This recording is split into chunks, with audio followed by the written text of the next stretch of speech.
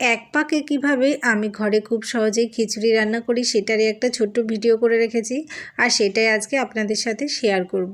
নমস্কার বন্ধুরা, আরও একটা দারুণ স্বাদের রেসিপিতে আপনাদের সবাইকে স্বাগত। চলুন তাহলে দেখে নেওয়া যাক আজকের এই রেসিপিটা আমি কিভাবে বানাই। খিচুড়িটা বানানোর জন্য এখানে নিয়ে নিয়েছি গোবিন্দভোগ চাল আর নিয়ে নিয়েছি মুগের ডাল। চালের থেকে ডালটা একটু কম নিয়েছি, আর এখানে আপনারা চাইলে ডাল চাল সমানও নিতে পারেন। নিয়ে নিয়েছি চিনেবাদাম, কাঁচা লঙ্কা, টমেটো আর আদা কাঁচা লঙ্কা টমেটো একটা সুন্দর পেস্ট বানিয়ে নেব। আর এখানে দেখুন তেলে ফোড়ন দেওয়ার জন্য নিয়ে নিয়েছি গোটা গরম মশলা, শুকনো লঙ্কা, তেজপাতা আর অল্প একটু জিরে। এবার কড়াইয়ে দিয়ে দিয়েছি সর্ষের তেল। তেলটা খুব ভালো করে গরম করে নিয়ে সমস্ত ফোড়নগুলো আমি তেলের মধ্যে দিয়ে দিলাম। একটু ভালোভাবে ভাজা হয়ে গেলে, হালকা সুন্দর সেন্ট বেরিয়ে গেলে দিয়ে দেবো বাদামগুলো। বাদামগুলো দেওয়ার পরে কিন্তু খুব ভালো করে নেড়ে চেড়ে ভেজে নেব। এই সময় কিন্তু আমি গ্যাসের জোর লো ফ্লেমেই দেওয়া আছে, লো ফ্লেমে দিয়ে বাদামগুলো ভেজে নেব। বাদামটা ভাজা হয়ে গেলে তারপর কড়াইয়ের মধ্যে দিয়ে দেবো টমেটো, আদা আর কাঁচা লঙ্কার পেস্টটা দেওয়ার পরে কিন্তু খুব ভালো করে নেড়েচেড়ে ভেজে নেব যতক্ষণ না কাঁচা গন্ধ সরছে। এবার আমি কড়াইয়ের মধ্যে দিয়ে দিচ্ছি পরিমাণ মতো লবণ, আর দিয়ে দেবো পরিমাণ মতো হলুদ।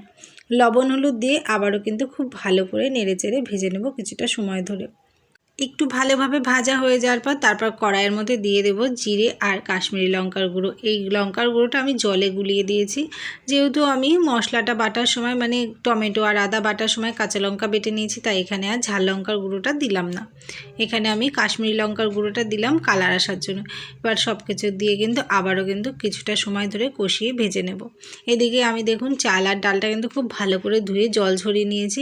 একদম কিন্তু জল নেই, একেবারে ঝরঝরে করে নিয়েছি। এইভাবে কিন্তু জল ঝরিয়ে নিতে হবে, তাহলে খিচুড়িটা বেশি সুন্দর হবে। আর এদিকে কিন্তু মশলাটা প্রায় কষানো হয়ে এসেছে। এবার আরও কিছুটা সময় কষিয়ে নেওয়ার পর কড়াইয়ের মধ্যে চাল আর ডালটা দিয়ে দেব। এবার আমি এই পর্যায়ে দিয়ে দিচ্ছি ধুয়ে রাখা চাল আর ডাল। চাল ডালটা সব দেওয়া হয়ে গেলে আমি গ্যাসের জোর লো ফ্লেমে দিয়ে কিন্তু ধীরে ধীরে এই মশলার সাথে চাল ডালটাকে ভেজে কষিয়ে নেব। যতক্ষণ না সুন্দর একটা সেন্ট বেরোচ্ছে চাল ডাল ভাজার, ততক্ষণ কিন্তু এটাকে আমি ভাজতে থাকবো।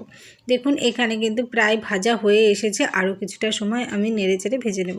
চাল আর ডাল মশলার সাথে কিন্তু খুব ভালোভাবে ভাজা হয়ে গেছে আর একেবারেই ঝরঝরে হয়ে গেছে। আর এই পর্যায়ে আমি দিয়ে দিলাম পরিমাণ মতো গরম জল। এখানে আমি খিচুড়িটা কিন্তু একটু নরম নরম বানাবো, তাই জলের পরিমাণটা একটু বেশি দিলাম। আর আপনারা যেমন বানাতে চান সেই অনুযায়ী কিন্তু জলটা দিয়ে দেবেন। দেখুন খানিকটা নেড়ে নেওয়ার পরে কিন্তু বেশ ভালোভাবে ফুটে উঠেছে। আর এইভাবে কিন্তু আমি কিছুটা সময় পর ঘন ঘন নেড়ে চেড়ে দেবো। আর এবার আমি গ্যাসের ফ্লেমটা একেবারেই কিন্তু কমিয়ে দেবো। একেবারেই লো ফ্লেমে কিন্তু খিচুড়িটা আমি রান্না করে নেব, তাহলে খুব একটা বেশি জলের প্রয়োজন হবে না। এইভাবে কিন্তু এই জলে খিচুড়িটা খুব সুন্দরভাবে রেডি হয়ে আসবে। আর মাঝে মাঝে এইভাবে একটু নেড়ে চেড়ে দেবো, যেহেতু গোবিন্দভোগ চালের খিচুড়ি কড়াইয়ে লেগে যেতে পারে, তাই ঘন ঘন একটু মাঝে মাঝে নেড়ে দিতে হবে। এবার আমি একটু লবণটা টেস্ট করে নেব। লবণের পরিমাণটা কম ছিল, তাই এখানে স্বাদ মতো লবণ দিয়ে দিলাম, আর দিয়ে দিলাম স্বাদ মতো চিনি। চিনিটা এখানে কিন্তু সম্পূর্ণ অপশনাল, আপনারা চাইলে নাও দিতে পারেন, তবে সামান্য একটু চিনি দিলে খেতে কিন্তু বেশ ভালো লাগে। এবার লবণ চিনিটা দেওয়ার পর কিন্তু ভালোভাবে নেড়েচেড়ে মিশিয়ে দেব সমস্ত খিচুড়ির সাথে। আর এইভাবে একটু নেড়েচেড়ে দেবো। দেখুন আরও কিছুটা সময় ফুটিয়ে নেওয়ার পর খিচুড়ি কিন্তু আমার প্রায় রেডি হয়ে এসেছে। আর এখানে আরও অল্প একটু সময় রান্না করে নিলে কিন্তু সম্পূর্ণভাবে রেডি হয়ে যাবে গোবিন্দভোগ চালের এই টেস্টি খিচুড়ি। আর এইভাবে কিন্তু ঘন ঘন একটু নেড়েচেড়ে দিচ্ছি, তাহলে তেলে জলে আর খিচুড়িতে খুব ভালোভাবে কিন্তু মিশে যাবে। এইভাবে ঘন ঘন নাড়তে হবে। খানিকটা সময় নেড়ে নেওয়ার পরে কিন্তু রেডি হয়ে আসবে। এখানে এই পর্যায়ে আমি আরও একবার কিন্তু লবণ ঝালটা টেস্ট করে নেব। লবণ ঝাল একেবারেই সব কিছুর পারফেক্ট আছে। আর এখানে নামানোর আগে দিয়ে দিচ্ছি স্বাদ মতো ঘি।